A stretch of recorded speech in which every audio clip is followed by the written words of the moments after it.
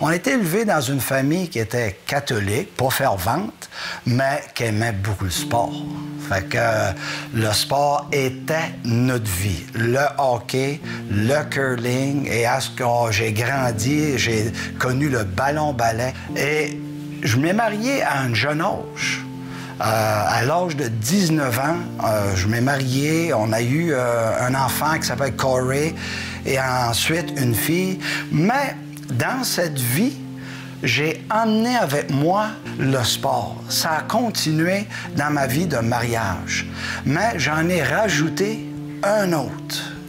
L'autre, c'était que j'étais un beau travail. Je travaillais des heures, je pouvais en mettre. Mais toutes ces choses qui englobaient ma vie, de sport et de travail, mais ça apporte toujours le côté social.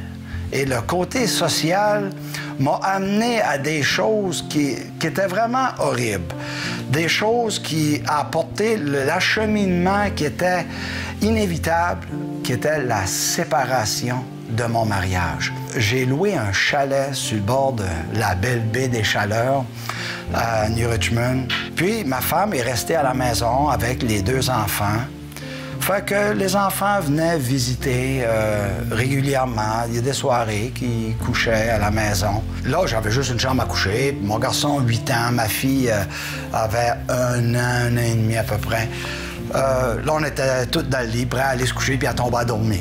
Mon garçon dit, papa, il dit, tu devrais nous lire une histoire avant de se coucher. J'ai dit, Corey, j'ai dit, tu sais que papa lit pas beaucoup. Je lis le sport dans le Journal de Québec. C'était mon journal pour le sport.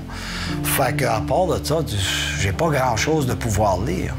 Mon garçon, il dit, t'as-tu pas une Bible? Là, ça me vient par la tête tout d'un coup. Oui, une Bible qui m'avait été donnée par un chrétien peut-être 1 an avant. J'ai dit, mais là, où qu'elle est? Il dit, elle n'est pas dans ta valise. Je savais pas qu'elle était dans ma valise, mais elle était dans ma valise. Fait que j'ai sorti la Bible, j'ai commencé à lire des histoires un peu dans la Bible avec les enfants. Mais ça a ouvert ma curiosité, que j'étais rendu que je lisais la Bible tout seul. Là, c'était plus attendre que les enfants viennent coucher au chalet, mais que je lisais la Bible tout seul. Puis une journée, entre autres, il y a des versets ce matin-là qui m'ont frappé beaucoup. J'avais lu dans Jean 5, 24, le verset que j'ai jonglé toute la journée, où ce que Jésus a dit, en vérité, je vous le dis, si vous croyez en ma parole et que vous croyez en celui qui m'a envoyé, c'était Jésus qui parlait, il dit, vous avez la vie éternelle. Hey, wow, la vie, moi, avec tout ce que je viens de faire subir à ma famille, la vie que je menais, et le verset continue en disant, vous venez de passer à la mort, à la vie. Wow! Là, je retourne travailler. Là, c'est des versets que j'avais lus. Tu sais, je lisais un petit peu partout dans le Nouveau Testament. Puis là, j'avais les enfants pour souper ce soir-là, puis j'avais pas vraiment la tête à ça. Fait que journée-là, mais j'ai simplifié la chose. Bon, on a été acheter de la pizza pour souper avec les enfants, puis... Fait qu'on a veillé ensemble, mais c'était pas leur soirée de rester couchés à la maison. Fait je retourne les enfants à leur mère, à la maison. Puis d'habitude, on jase, moi et ma femme. Mais cette soirée-là, je n'étais plus capable de parler. Là, toute la journée, j'avais ces versets dans la tête. Là, ça faisait déjà un bon bout que je lisais dans le Nouveau Testament.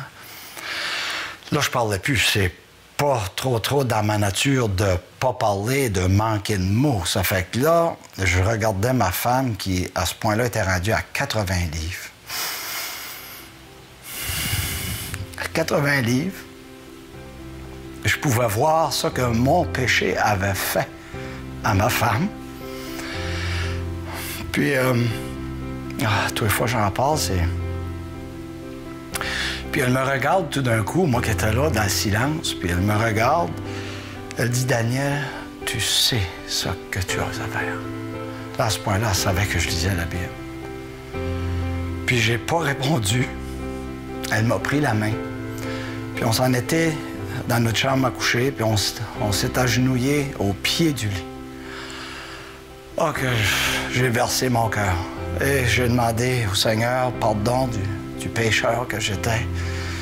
J'ai déchargé tout ce que j'avais sur le cœur. Et tout ce temps-là, ma femme me tenait la main. Puis je sentais sa main serrer la mienne des fois. Comment longtemps qu'on était là, je ne sais pas.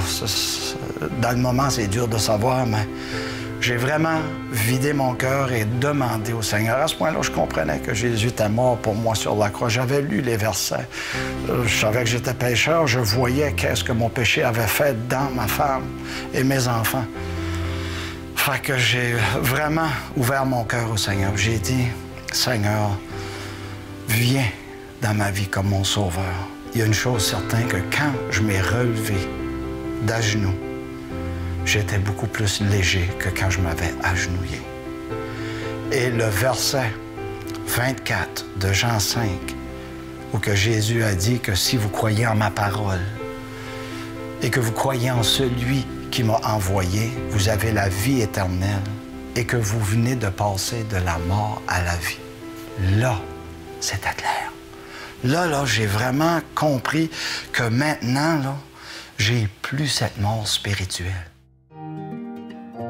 L'heure de la bonne nouvelle vous invite à participer à l'un des nombreux déjeuners de l'espoir. Ces déjeuners ont lieu dans plusieurs restaurants réputés de la province et vous sont offerts gratuitement. Pour connaître les détails concernant l'endroit, la date et l'heure pour votre région, composez le numéro sans frais 1-866-509-1319. Vous pouvez également consulter le site web www.déjeuner.org.